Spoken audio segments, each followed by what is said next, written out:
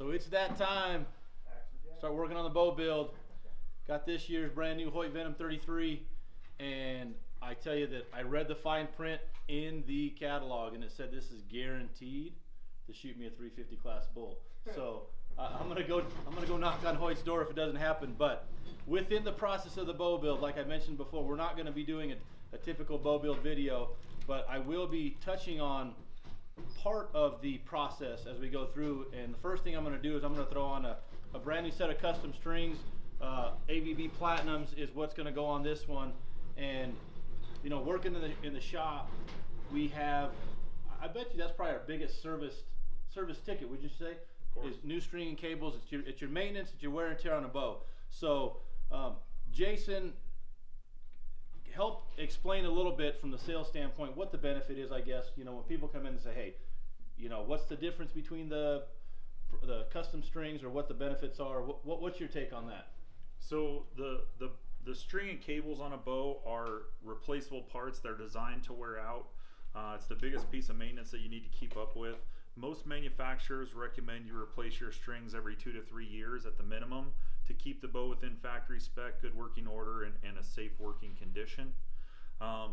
Every bow manufacturer is going to have some type of string and cable on there, but most bow manufacturers are not string builders, they're bow builders. And so they don't have the time or the expertise to build a really quality high-end set of strings. And the biggest difference that you'll probably see between a factory string and an aftermarket string is those aftermarket strings are all pre-stretched. So your break-in time for an aftermarket set of strings is somewhere in that 50 to 200 shot range, where with a factory set of strings you could be anywhere from 250 to 500 shots, and maybe even over that.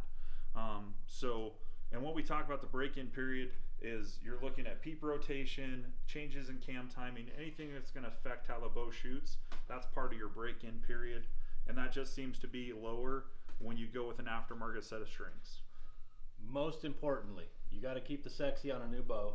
So most high-end stuff, you get to pick colors, you know, make it a statement piece if you want. But kind of moving on from the you know, the key technical sales point of things. You know, Bo's working on another set right now, and but what's your take on the install, you know, the ins and outs, the technical side of custom strings that really set one company apart from another? Sure. So when it comes to strings between factory and a custom set, like we're talking about, for instance, right now I'm working on a Matthews VXR. Okay, I'm pulling off a set of factory strings, been on this bow for a year. You can, generally speaking, get up to a year on a factory set. Rarely do I see that. But just as an example, this particular set here, we're throwing on a set of premium ABB set. The end serving, that's the biggest thing for me. So some manufacturers, even custom manufacturers, won't serve their end loops. I find that the majority of them do. Like I said, I just pulled off a factory set. This factory set right here, I'll go ahead and pull it up. This factory set, like Jason mentioned earlier, they're not really string builders, they're bow builders, right? They're getting something that spits an arrow straight with decent efficiency. Look at that string. There's no end serving to that, it's just exposed string material looped around, okay? And then they create their serving here, all right? This is gonna protect it from the cam, but nothing protects it from the post, right? On a set of ABBs, and like I said, I'm just using ABB as an example, a lot of manufacturers will do this. Untangle this set here. Oops, drop the yoke. They're going to serve that end loop. So there is actual serving material, a protectant material essentially, protective material around the actual string itself. Underneath this, it's going to be this fluorescent green speckle, just like you see here. Okay, it's a continuous loop, but they actually run serving around that. It's going to protect that end loop. It gives you a little bit cleaner look. Does, like I said, protect it. It's more, honestly, in my opinion, it may be a little bit more of an aesthetic thing, but I feel like I'm getting a better finished product. Okay, now not just sticking with serving, but these manufacturers are going to pre-stretch these strings, meaning they lay each strand out, they get everything spun up, okay? They may serve the end loops right away, and then they're going to put it on a machine that holds that string under tension. It's going to stretch that material out, so we're not getting that peep rotation, the cam timing change like Jason was mentioning earlier. It just gives you a finished product. You're going to touch on a point. So at what point do people need to be looking at getting a new set of strings? I've got a bow, I've had a string on there for a certain amount of time. What are things we're looking for that say, hey, it's time for me to get a new set of strings?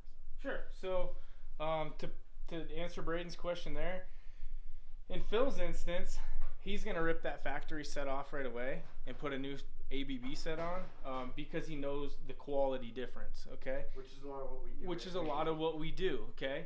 I would suggest for the majority of the people out there, if you buy a new bow, I love having a backup set of strings. The factory strings that come on your bow are more than adequate for that.